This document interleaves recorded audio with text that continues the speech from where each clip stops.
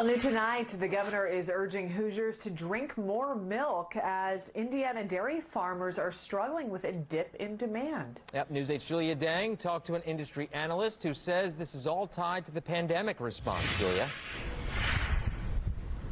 That's right, Phil. A number of major consumers in the dairy market are now closed, including restaurants and schools. Meantime, in supermarkets, panic buying is starting to taper off. Here at Whole Foods, shoppers have been walking out tonight with no more than a gallon or two of milk.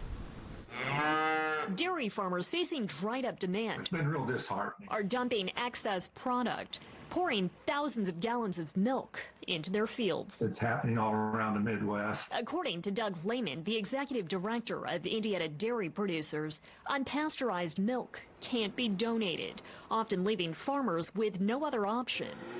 Dairy processors can only store a limited amount of perishable product without a buyer. Food service industry takes 40% of the cheese, a lot of butter. Dairy farm owners, like Richard Conrad, say they're not counting on any profit during the pandemic. We can't get flushed down the drain either. Midwestern dairy groups now calling on the USDA for direct assistance to farmers, citing what they call an unprecedented disruption in supply and demand.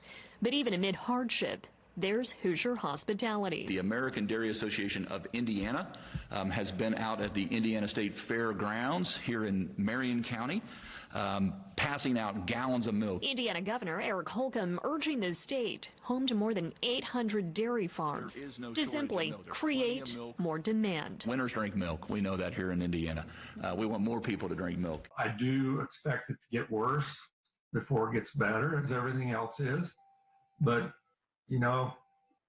we'll get through this. That industry expert I talked to had the same advice as Governor Holcomb: drink more milk. But he noted individual consumers won't have much of an impact. He added this comes after 5 incredibly tough years for Indiana dairy. That's due to non-milk alternatives on the market and a slowdown in overall demand. Live in downtown Indy, Julia Dang, Wish TV and WishTV.com, and be sure to follow us on Facebook.